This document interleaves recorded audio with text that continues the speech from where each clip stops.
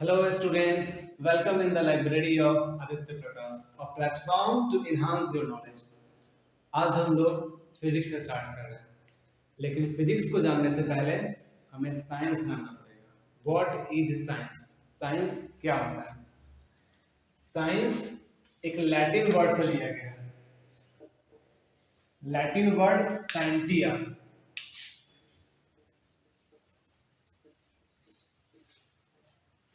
Science scientia एक Latin word है जिससे लिया गया है, जिसका मीनिंग होता है टू नो। जिसका मीनिंग होता है टू नो, जानना। हिंदी में हम लोग क्या कहते हैं साइंस को? विज्ञान।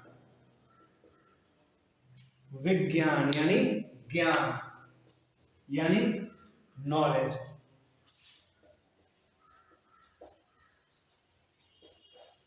Science means knowledge. Science is the systematic attempt to understand natural phenomena in much detail and depth as possible and utilize the knowledge. Systematic मतलब in a manner.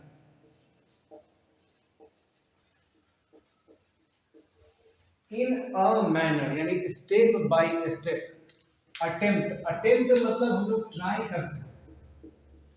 जितनी भी नेचुरल फिनोमेना है उन सभी को हम एक मैनर में समझने की कोशिश करते हैं, क्योंकि हम लोग कभी भी पूरी तरह से नेचर को समझ नहीं सकते। अगर नेचर को हम लोग पूरी तरह से समझ लेंगे तो हम लोग भगवान हो जाएंगे। इसलिए हम लोग नेचर के जितने भी फिनोमेनाज है उसको एक मैनर में समझने की कोशिश करते हैं और उससे जो नॉलेज गेन हुआ उसका यूटिलाइज करते हैं। एज फॉर एग्जाम्पल एक चिड़िया का एग्जाम्पल लेते हैं। बर्ड, चिड़िया कुछ इस प्रकार का दिखता है। वो जो आगे से, फ्रंट से और बैक से कोनिकल होता है। इसको देख करके हम लोग क्या बनाए? एरोप्लेन बनाए। एकदम ऑलमोस्ट उसी की तरह से का होता है एरोप्लेन। यानी हम लोग जो नॉलेज गेन किए नेचर से उसका यूटिलाइज करके अपने लिए कुछ बनाए, यही साइंस है। साइंस को हम लोग दूसरे लैंग्वेज में सेम एक और डिफाइन कर सकते हैं। Science is the exploring and experimenting tendency. Exploring tendency ही साइंटिस्ट बनाता है।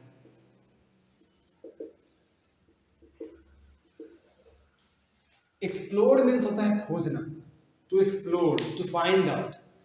तो एक्सप्लोरिंग टेंडेंसी साइंटिस्ट बनाता है। साइंटिस्ट लोग करते क्या है? खोज करते हैं। हमेशा वो कुछ ना कुछ एक्सप्लोर करने के चक्कर में रहता है। तो कह सकते हैं कि science is exploring and experimenting. मतलब एक्सप्लोर करो, खोजो, समझो और फिर उस पर एक्सपेरिमेंट करो।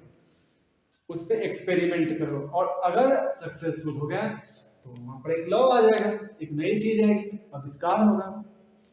सो हम लोग कह सकते हैं कि science is exploring and experimenting. आप लोग इसको नोट कर सकते हैं।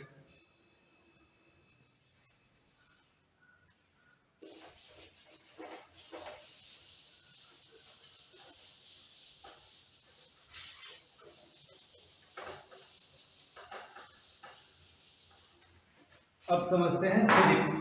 What is physics?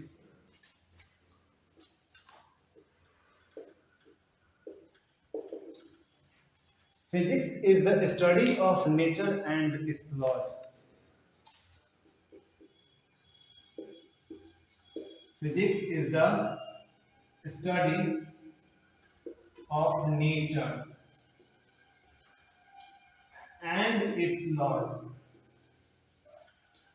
according to book. लेकिन मेरा मानना है कि फिजिक्स इज ऑब्जर्वेशन। मेरा मानना है फिजिक्स ऑब्जर्वेशन है। Physics is observation.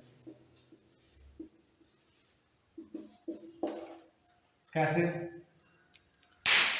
फिजिक्स में हम लोग ऑब्जर्व करते हैं। न्यूटन भाई साहब को देख लीजिए, बैठे हुए थे पेड़ के नीचे, एप्पल गिरा उनके सर पे और घूम गया उनका दिमाग। फिर उन्होंने क्या स्टार्ट किया? ऑब्जर्वेशन। एप्पल को ऑब्जर्व किए, कहाँ गिरा? नीचे। मैंगो को ऑब्जर्व किए, वो भी नीचे। गुआवा को ऑब्जर्व किए, वो भी नीचे। यानी वो जितने फ्रूट्स को ऑब्जर्व कर रहे थे सब पेड़ से बिछड़ने के बाद डायरेक्ट नीचे गिर रहा था। इनफैक्ट उन्होंने देखा कि किसी भी चीज को जब हम ऊपर भी फेंक रहे हैं तो भी वापस वो नीचे आ रहा था। इसके बाद वो क्या दिए, ग्रेविटेशन का कॉन्सेप्ट दिए, यानी वो ऑब्जर्व किए नेचर में जितनी भी चीजें थी उसको साइंटिस्ट ऑब्जर्व करते हैं और उस पर लॉ देते हैं। यही तो फिजिक्स है। अब आप कह सकते हैं कि ऑब्जर्वेशन है तो ऑब्जर्वेशन गलत भी हो सकता है, बिल्कुल हो सकता है। एग्जाम्पल में ले लेते हैं जे थॉमसन को। जे थॉमसन पहले एटम के बारे में वाटरमेलन कॉन्सेप्ट दिए, प्लम पडिंग कॉन्सेप्ट, वो गलत हो गया। रदरफोर्ड आए उसको और बढ़िया से दूसरा कॉन्सेप्ट दिए। यानी फिजिक्स हमेशा ही ऑब्जर्वेशन, कौन कितना डेप्थ में ऑब्जर्व कर पा रहा है, यही तो फिजिक्स है। जैसे जैसे नई कॉन्सेप्ट आएगी इसका मतलब है उसके बाद उस पर एडवांस्ड हाई लेवल पे ऑब्जर्व किया गया है, यानी फिजिक्स इज ऑब्जर्वेशन। अब चूंकि हम लोग हमेशा ही जिस चीज को ऑब्जर्व करते हैं वो नेचर में होता है। अगर गाड़ी को ऑब्जर्व किया गया, मान लेते हैं कि गाड़ी को ऑब्जर्व किया गया, बाइक, मोटरसाइकिल, कार को ऑब्जर्व किया गया, तो उस पर लॉ ऑफ मोशन आएगा। तो ऑब्जर्व करेंगे और वो जो गाड़ी को ऑब्जर्व कर रहे हैं वो हमारे नेचर में है। तो इसलिए फिजिक्स का सीधा रिलेशन किससे है, नेचर से। लेकिन इसमें करते हम लोग हमेशा ही ऑब्जर्वेशन,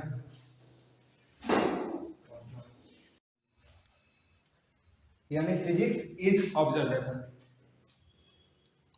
अब हम लोग फिजिक्स को डिवाइड करेंगे, फिजिक्स के पार्ट्स को पढ़ेंगे।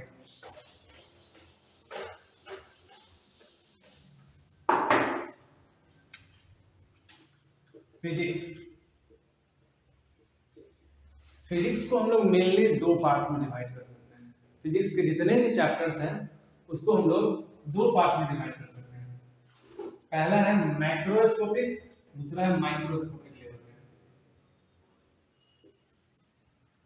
मैक्रोस्कोपिक एंड नेक्स्ट है माइक्रोस्कोपिक। मैक्रो मीन्स आपको पता होगा large, micro means very small, यानी वह टॉपिक्स जो हम लोग नेक्ड आई से देख सकते हैं वो हमारा मैक्रो में आ जाएगा। जिसको हम लोग सेंस नहीं कर सकते हैं नेक्ड आई से वो हमारा माइक्रो में आएगा। तो मैक्रोस्कोपिक में हमारा मैकेनिक्स आता है,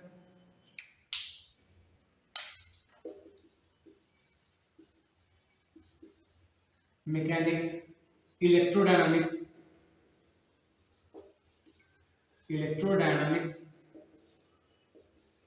थर्मोडायनामिक्स,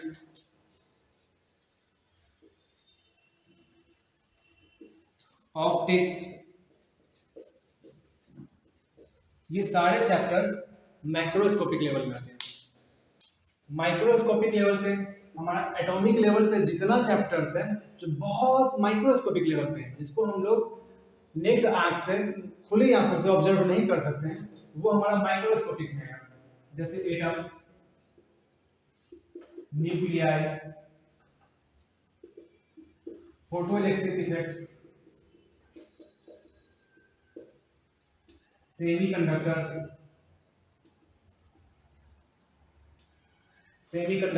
एक्सरेज, ये सारे चैप्टर्स हमारा माइक्रोस्कोपिक लेवल पे आएगा। 11th में हम लोग मैकेनिक्स पढ़ेंगे। ये इलेक्ट्रोडायनामिक्स हमारा 12th का है, थर्मोडायनामिक्स 11th का है, ऑप्टिक्स हमारा 12th का है, मैकेनिक्स हमारा 11th का है। और इधर जो माइक्रोस्कोपिक लेवल पे है atoms, nuclei, photoelectric effect, semiconductors, X-rays, ये हमारा सारा 12th का सेक्शन है। ये सब मॉडर्न फिजिक्स में हम लोग पढ़ेंगे। मैकेनिक्स में बहुत सारा चैप्टर्स हैं, सिर्फ मैकेनिक्स में लगभग 5-6 चैप्टर्स हैं, जैसे kinematics, laws of motion, friction, circular motion, rotational mechanics, SHM, ये सारा हमारा मैकेनिक्स में आता है। इसको आप नोट कर सकते हैं। अब हम लोग स्टार्ट करते हैं फिजिक्स का फर्स्ट चैप्टर, फिजिकल वर्ल्ड। ये चैप्टर को बहुत सारे टीचर्स नहीं पढ़ाते हैं, जेन्युइन कॉज है उसका। ये चैप्टर कोई स्पेशल चैप्टर नहीं, आपको मैं बताता हूं वो कैसे है। फिजिकल वर्ल्ड, इसका मतलब है वर्ल्ड ऑफ फिजिक्स, फिजिक्स की दुनिया। यानी इस चैप्टर्स में वो सारे टॉपिक्स बताए गए हैं जो आगे चल के हम 11th और 12th में पढ़ेंगे। ये फिजिक्स की वर्ल्ड में 11th और 12th में स्पेशली जितनी भी टॉपिक्स आएंगे उन सारे चैप्टर्स का ये इंट्रोडक्शन है। इसमें किसी एक टॉपिक को एक्सप्लेन नहीं किया गया, इसमें वो सारे टॉपिक्स हैं जो हम लोग पढ़ने वाले हैं 11th और 12th में, जैसे gravitation, electrostatics, laws of motion,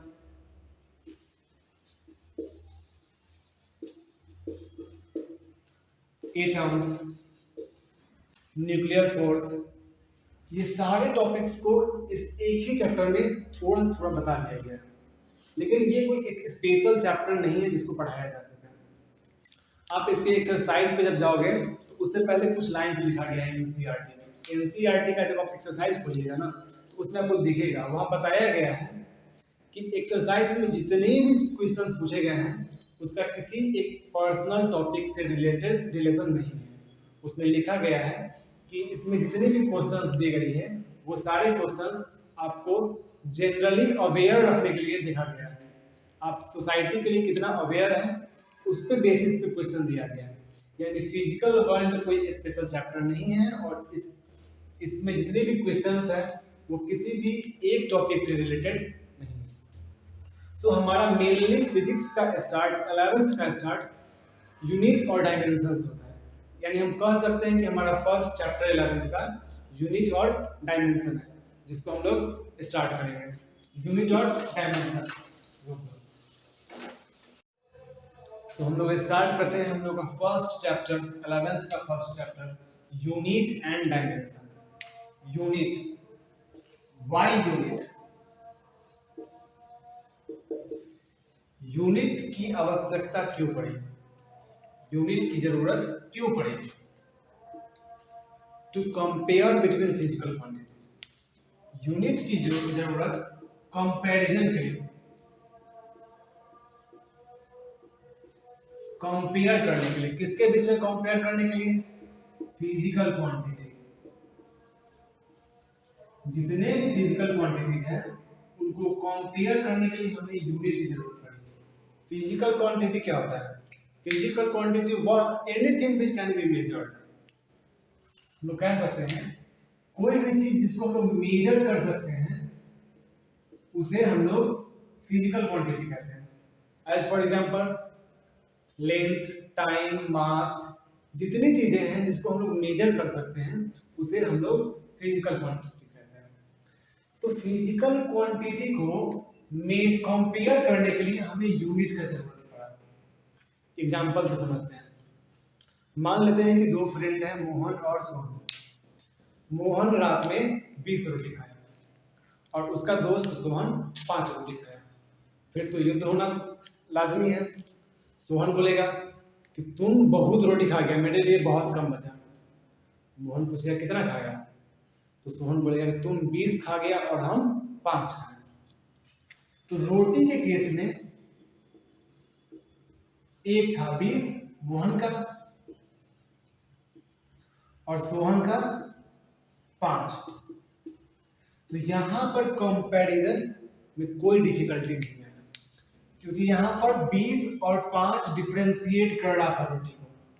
लेकिन जैसे ही सब्जी का केस आएगा, वहीं पे अगर सब्जी का केस आया और इस बार फिर मोहन ज्यादा सब्जी खा जाएगा, 20 रोटी खाएगा तो जाहिर सी बात है सब्जी वो ज्यादा खाएगा और सोहन के हिस्से में कम सब्जी आएगा। तो इस बार अगर यूनिट नहीं होगा तो मोहन जीत जाएगा। कैसे? इस बार सोहन फिर कंप्लेन करेगा कि मोहन तुम बहुत ज्यादा सब्जी खा गया, मेरे लिए बहुत कम बचेगा और हम बहुत कम खाएं। तो मोहन पूछेगा कि तुम कैसे, कितना ज्यादा खा गए? सोहन बोलेगा कि बहुत खा गया। फिर मोहन पूछेगा कितना? तो यहाँ पर अगर सोहन के पास में यूनिट का कॉन्सेप्ट होगा तो वो बता सकता है कि हाँ मोहन तुम 20 किलो सब्जी खा गया और हम मात्र 1 किलो सब्जी खाए। यानी यूनिट कंपेयर करना आसान बना दिया फिजिकल क्वांटिटीज को। यानी यूनिट का काम क्या है? कंपेयर करना। अब इसमें भी एक खास बात है, कंपैरिजन दो अलग फिजिकल क्वांटिटी के बीच में भी हो सकता है और एक ही टाइप के फिजिकल क्वांटिटी के बीच में हो सकता है। कैसे? Comparison between different types of physical quantity and comparison between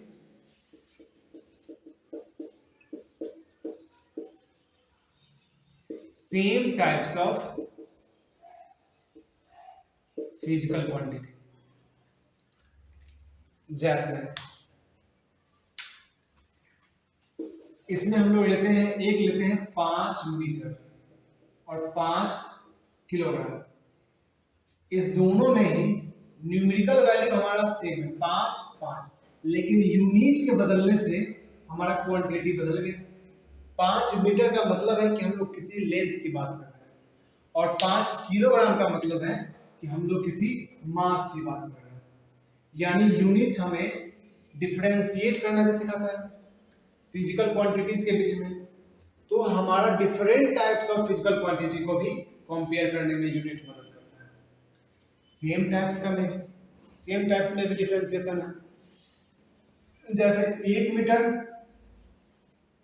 5 metre, या फिर कह सकते हैं 1 केजी। आलू भी ले लेते हैं, पोटैटो आलू, 1 किलो आलू और 5 किलो आलू। अगर आप दुकानदार को कहते हैं कि हमें 5 किलो आलू दो, इसका मतलब है कि आप उसको कह रहे हैं कि जो 1 किलो का आलू है ना, उसका 5 गुना मुझे दो। जितना 1 किलो है उसका 5 गुना जो आलू होगा उतना मुझे चाहिए। अगर आप कहते हैं कि मुझे 5 मीटर कपड़ा चाहिए, इसका मतलब है कि आप 1 मीटर का 5 गुना कपड़ा आपको चाहिए।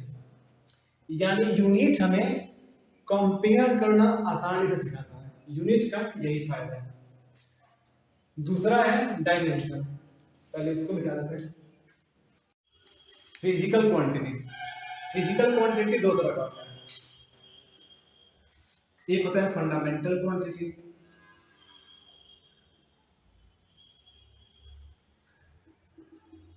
और एक होता है डिराइव्ड क्वांटिटी। डिराइव्ड क्वांटिटी वह क्वांटिटी जो इंडिपेंडेंट है, जो किसी पे डिपेंड नहीं करता है, उसे हम लोग फंडामेंटल क्वांटिटी कहते हैं। इसी का दूसरा नाम बेस क्वांटिटी भी है। फंडामेंटल क्वांटिटी कहिए या फिर बेस क्वांटिटी कहिए। और जो अपने एग्जिस्टेंस के लिए फंडामेंटल क्वांटिटी पे डिपेंड करेगा उसे हम लोग डिराइव्ड क्वांटिटी कहते हैं। फंडामेंटल क्वांटिटी कुल 7 ही है। Length,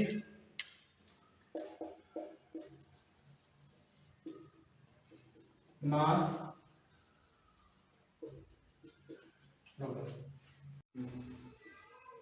time, electric current,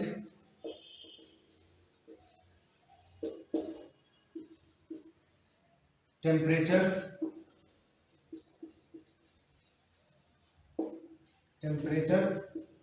amount of substance,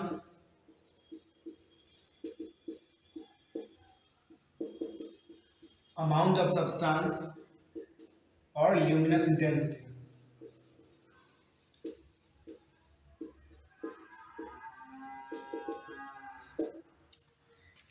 fundamental quantity 7 ही होता है।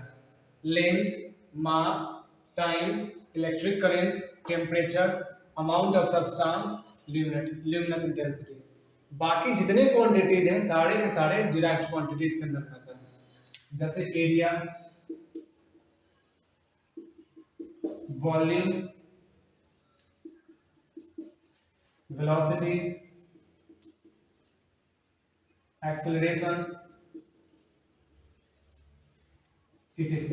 इसमें बहुत सारा क्वांटिटी है, इसमें सारा लिखना पॉसिबल नहीं है, लेकिन फंडामेंटल क्वांटिटी हम लोग याद रखेंगे कि सिर्फ 7 होता है। length, mass, time, electric current, temperature, amount of substance, luminous intensity. इसका ऐसा यूनिट होता है मीटर, मास का किलोग्राम, टाइम का सेकेंड, इलेक्ट्रिक करंट का एम्पियर, टेम्परेचर का केल्विन, अमाउंट ऑफ सब्सटेंस का मोल और ल्यूमिनस इंटेंसिटी का कैंडेला।